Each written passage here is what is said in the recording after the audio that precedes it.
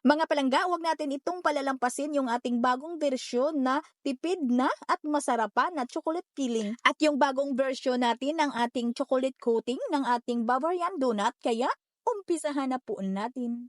So dito sa aking yupi na bowl, siyempre huwag munang palitan kung magamit pa. Dito sa mahiwaga kong bowl, ay pagsamasamahin po natin yung ating mga ingredients ng ating dough.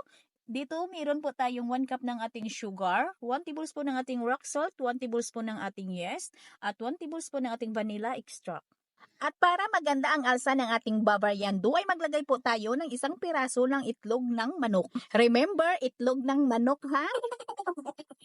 At para iwas kunat yung ating Bavarian, ay maglagay po tayo ng 3/4 cup ng ating margarine. Pwede din tayong gumamit dito ng shortening or di kaya butter. At para may tibay at iwas bagsak yung ating dough, ay maglagay po tayo dito ng 1 teaspoon ng ating bread improver. At 1 teaspoon ng food color na chocolate brown para maging chocolate na chocolate talaga yung kulay ng ating Bavarian. At samahan na rin natin dito ng 2 tablespoon ng ating cocoa powder. Pwede tayong gumamit dito ng Binsdorf cocoa powder. Ang ginamit ko dito na cocoa ay yung Dutch or Dutchie na unsweetened. Iwan ko ba kung paano mag-pronounce dyan? Dutchie or Dutch?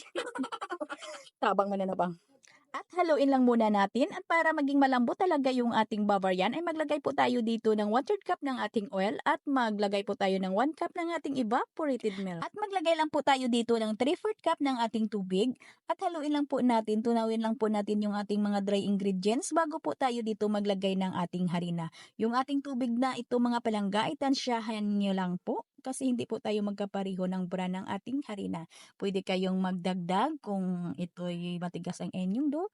Pwede din kayong magdas ng harina kung ito ay basa yung inyong dough. Sa ating Bavarian dough ay mas better talaga na all-purpose flour po yung gamitin natin. At masahin lang po natin yan. Pwede ninyo itong masahin o pakinisin sa inyong spiral mixer o kaya sa inyong dough roller. Kung wala naman kayo niyan mga palangga, pwede talaga ninyo itong masahin ng mano-mano. Pero sa pagmasa natin dito ng mano-mano ay kailangan po ay mapakinis po natin yung ating dough para maganda pong alsa at hindi matigas. At cut ko lang ito mga palangga sa 35 grams. Kayo ay depende na po talaga yan sa inyo kung ilang gramo yung putol po ninyo. Kasi depende din yan sa inyong bintahan. At pagkatapos po natin itong putulin lahat ay agad na po natin itong ipigura.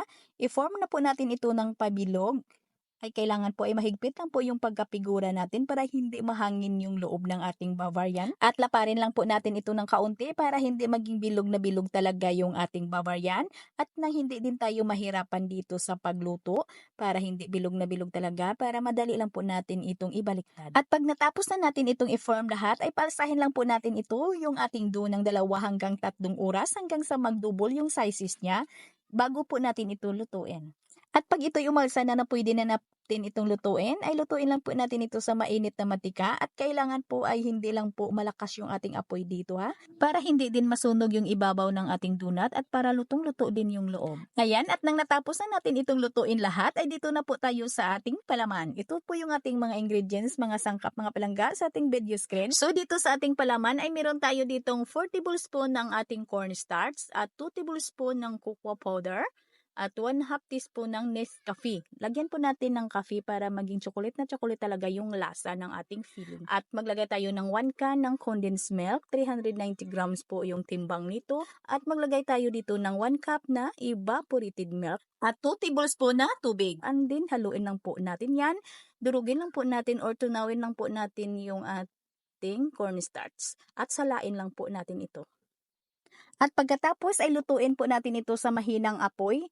At habang naghihintay po tayong kumulo ay unti-unti or dahan-dahanin na po natin itong haluin para hindi po masunog yung ilalim at para maging makinis talaga yung ating mixture ng ating palaman. Haluin lang po natin hanggang sa ito'y lumapot, hanggang sa maging ganito na po yung consistency niya. At pag ganito na kalapot, na ganito na yung consistency ng ating palaman, ay lutuin pa natin ito ng another 3 minutes mga palangga para po maging lutong-luto talaga yung ating palaman at nang matagal din masira. Ayan, after another 3 minutes ay patayin na po natin yung apoy ng ating kalan at maglagay na po tayo dito ng 1 tablespoon ng ating margarine. Pwede din tayo ditong gumamit ng butter. At tunawin lang po natin. Ito po yung sabi ko mga palangga na nakatipid po tayo. Less itlog po din tayo dito ha. Hindi po tayo dito naglagay ng egg yolk. Yun pong sabi ko na matipid na at masarap pa. Subukan po ninyo ito mga palangga, yung ating recipe ng ating chocolate Bavarian filling. At atin lang po itong palamigin. At habang nagpapalamig po tayo ng ating palaman, ay butasan na po natin ito sa gitna yung ating donut. At gumamit lang po ako dito ng dulo ng kutsara para po pangbutas po natin. At ito mga palangga, yung ating dough ay hindi ko na po na ipakita ha. Yung ating donut na ito ay nilagyan ko po ito or binasa ko po ito ng condensed milk para po dumikit mamaya yung ating coating. Hindi ko na naipakita kasi sa sobrang busy hindi ko na videohan yung paglagay ko ng condensed milk. At ito na mga palangga yung ating palaman, malamig na. Ayan po, napakakinis ha. At hindi na kailangan na salain pa natin kasi po nagtiyaga po tayo ditong haluin siya na haluin. And then i-transfer na po natin dito sa ating piping bag.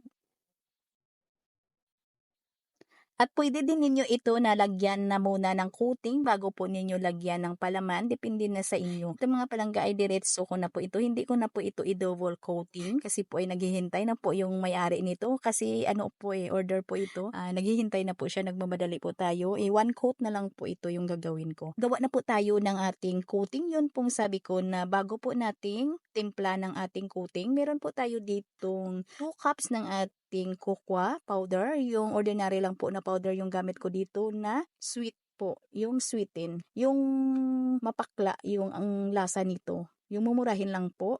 At maglagay po ako dito ng 1 cup ng powdered milk. At maglagay po tayo dito ng half cup lang na powdered sugar para mawala po yung mapakla niya na lasa.